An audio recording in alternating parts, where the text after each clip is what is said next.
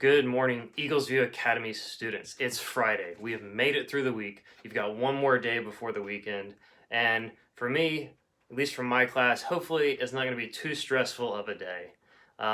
Film study students, I have a short 5-minute video I want you to watch, and then a short little exit ticket activity. It might take you 15 minutes to complete that. But take a look at that, and as always, if you have any questions, let me know. Good job with the dolly zooms. It is definitely hard to create that effect with a cell phone and an improvised dolly. So I was curious to see some of the things you used. And I gotta give props to Garrett because his dolly zoom probably was the closest to actually recreating that effect. So good job there. But good job to everybody that submitted one. Like I said, it was a challenge. I understand that. English 2 and American Lit students, today you guys are going to be dealing with SSR.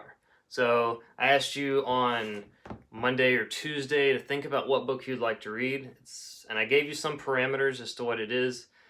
English 2 students, you know, it has to be a fiction book, and generally you're looking for books that did not have a movie made out of it.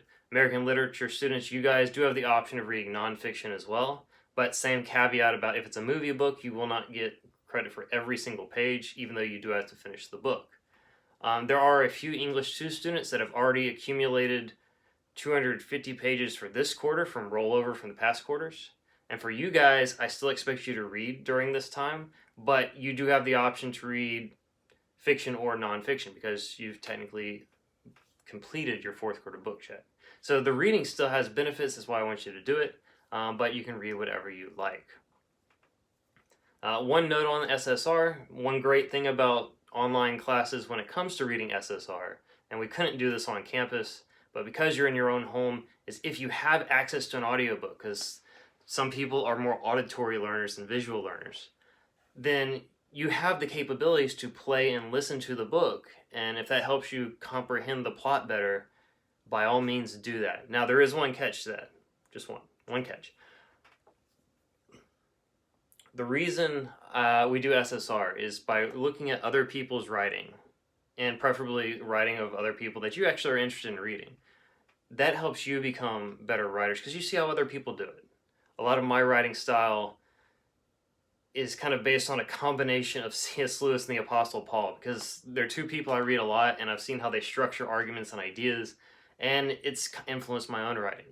So to get those benefits, those writing advantages, the academic or educational advantages, you do need to read a book with your eyes. And so if you want to use an audiobook to help you understand the story better, then you can use the audiobook as a supplement. But I am asking you to actually take your book, read the pages, and if you want to play the audiobook and listen along as you read, then do that. But do make sure you are reading. And so that is English 2 and American Lit. That's what you're doing today. That's really the only thing I'm asking you to read for 30 to 45 minutes.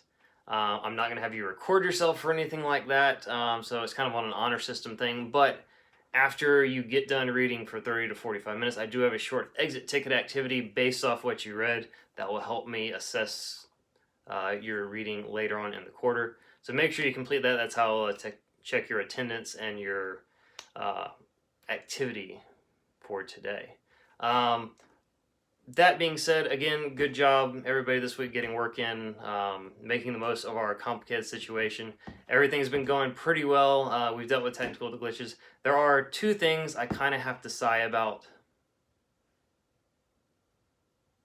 Get it? It's a ninja sigh, you know, Raphael, Ninja Turtles, ninja sigh. I had to sigh. Okay, never mind. Okay, so two things. One, because this was the first week and there's technical difficulties, I've been extending some grace if you couldn't find an assignment, if you're having some complications, if you didn't submit it how you were supposed to, and gave you some grace to go back and correct that this week. Next week, though, my late work policy, all that will be in full effect next week.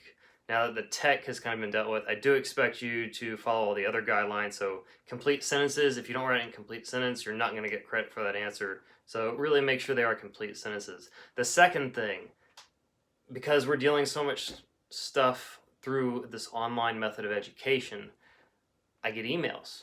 And that's a good thing. If you have questions, I do want you to contact me. That's why I am by a computer from 9 to 11 every morning.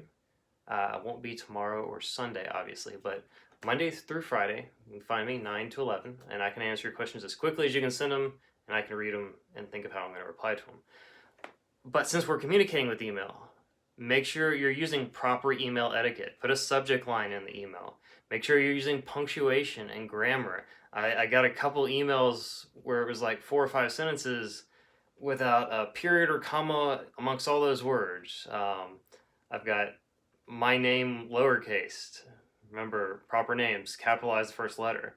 So if you send me emails, use proper email etiquette.